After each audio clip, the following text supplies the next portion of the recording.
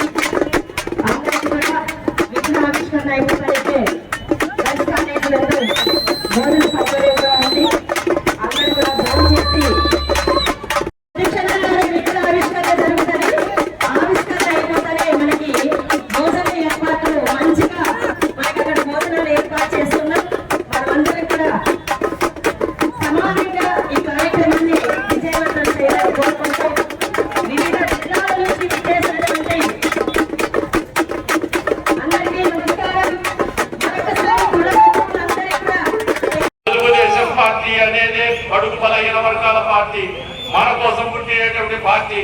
ఏ ఒంటరి కులస్తులైన మామూలు ఎవరైనా అడిగితే చెప్తున్నాను, మీ కులం వాడు ఆ పక్క నిలబడినా మీరు మాకు ఓట్లేసి మమ్మల్ని గెలిపించి ఎమ్మెల్యే చేసినటువంటి అంటే తెలుగుదేశం పార్టీని ఎవరు ఇచ్చిపెట్టిపోయినా ఒంటరి ఇచ్చిపెట్టి పోలేదనేది వాస్తవం. అందుకే రుణపడున్నాం. నేను కానీ ఈ పార్టీ కానీ ఈ నియోజకవర్గంలోని మీ ముందు మీరు తలవచ్చి మరి సవినయంగా తెలియజేస్తా ఉన్నాను. ఈ రుణాన్ని తీర్చుకునేటువంటి కార్యం ఏదైనా కూడా మీరు అడిగిన వెంటనే జరిగి తీరుతుంది నియోజకవర్గంలో అని చెప్పేసి కూడా ఈ సందర్భంగా తెలియజేస్తా ఉన్నా. మీరు గడిచిన 5 నెలల కాలంలో అధికారంలోకి వచ్చిన తర్వాత కూడా మీ కుల సంఘాలు ఎప్పుడైనా అంతర్గతంగా చర్చించుకోండి. ఇప్పుడే కూడా మీకు ఆ వాస్తవాలు అర్థమవుతాయి. మీరు ఎప్పుడు వచ్చినా కూడా మీ గౌరవం తప్పుతుంది. మీరు ఏం మాట్లాడినా కూడా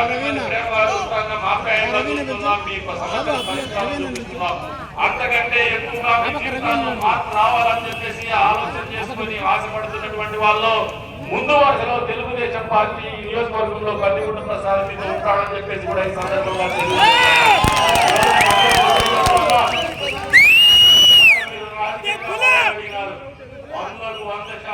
మీలో సముచితమైనటువంటి నాయకత్వం ఒక్కరికి కూడా అవకాశాలు కల్పిస్తామని చెప్పేసి కూడా ఈ సందర్భంగా తెలియజేస్తున్నారు.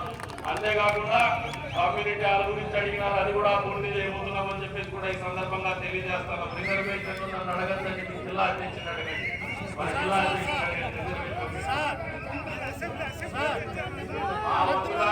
పార్టీ ఎప్పుడు కూడా మీకు సహాయ సహకారాలు అందించడానికి సిద్ధంగా ఉంటుంది. వెనకబడ్డ ఏ మాత్రం మంచి జరిగే అవకాశం ఉన్నా కూడా తెలుగుదేశం పార్టీ అధినాయకత్వం చంద్రబాబు నాయుడు గారు రూపంలో కావచ్చు, అదే రకంగా భవిష్యత్తు నాయకత్వం నారా లోకేష్ బాబు గారు రూపంలో కావచ్చు, ఎప్పుడు కూడా బడుగు బలహీన వర్గాలకు వెనుకబడిన వర్గాలకు అండదండగానే ఉంటూ వస్తుందనేది వాస్తవానికి అందరూ బలంగా నమ్మకం చెప్పేసి కూడా ఈ సందర్భంగా తెలియజేస్తున్నాం. అందులో భాగంగానే భవిష్యత్తులో కూడా మన ఆశలు కావచ్చు, మన హక్కుల్ని కావచ్చు కాపాడేటువంటి కార్యక్రమాలు బాధ్యత తెలుగుదేశం పార్టీ తీసుకుంటుందని చెప్పేసి కూడా ఈ సందర్భంగా తెలియజేసుకుంటూ మరొకసారి సమయాభావానికి మీ అందరినీ కూడా క్షమాపణలు కోరుకుంటూ, అదే రకంగా అసౌకర్యానికి ప్రయాణికులు కావచ్చు, ప్రజల్ని కావచ్చు, పోలీస్ సిబ్బందిని కావచ్చు మరొకసారి క్షమాపణలు కోరుకుంటూ అవకాశం కల్పించిన ప్రతి ఒక్కరికి పేరు పేరున ధన్యవాదాలు తెలుపుకుంటూ మరొకసారి ఓటర్ల సంఘానికి శుభాకాంక్షలు తెలుపుకుంటూ భవిష్యత్తులో మీరు ఇవి సోమన్నగాన్ని చూసినప్పుడల్లా మనలో ఒక పోరాట స్ఫూర్తి తగిలే విధంగా మీరు ఆలోచన చేయాలని చెప్పేసి కూడా కోరుకుంటూ అదే కూడా ఆలోచన చేసుకోండి. దాదాపుగా మొదటిగా మీ అందరికీ కూడా నేను క్షమాపణ చెప్పాలా. 12 గంటలకు అనుకున్నటువంటి కార్యక్రమం 3 గంటలైనా కూడా నిరీక్షించి చూస్తున్నందుకు మిమ్మల్ని క్షమాపణ కోరుకుంటూ మనస్ఫూర్తిగా ధన్యవాదాలు చెప్తున్నాను.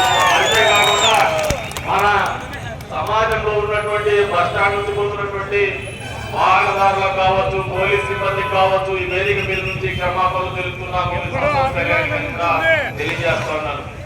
ఇలాగా సోదర సమాడు దాబాయ్ గంగయ్య గారు చెప్పినారు కమ్యూనిటీ హాల్ గురించి. మనకు ఆలోచన చేసేయడంలోనే వెనుకబాటుతనం కాదు, ఆలోచన చేయడం అడుక్కోవడంలో కూడా వెనుకబాటుతనం ఉంది, ఆచరణలో పెట్టడం కూడా వెనుకబాటుతనం ఉంది.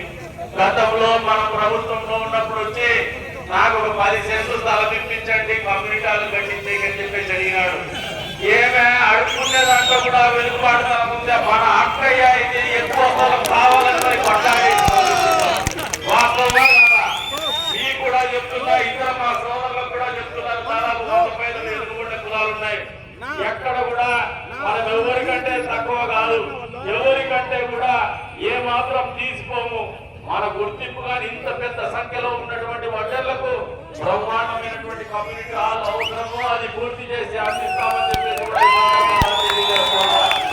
మాట్లాడినాడు సోదరుడు.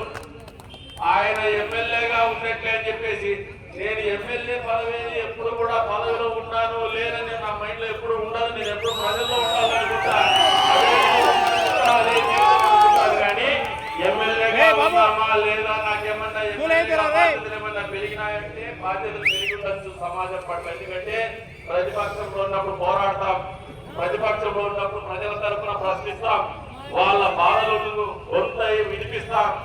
అధికారం లేకొచ్చిన తర్వాత అదే ప్రశ్నలకు సమాధానం చెప్తాం, అదే ప్రశ్నలకు పరిష్కారం చూపిస్తాం, అదే సమస్యలకు పరిష్కారం చూపించే దిశగా అడుగులేస్తాం. ఇంతే నాకు తెలిసిందేటువంటి రాజకీయం కానీ ఈ పదవి అనేది ఏ మాత్రం కూడా పెద్దలో చిన్నదో కాదని చెప్పి సందర్భంగా తెలియజేస్తా ఉన్నాను.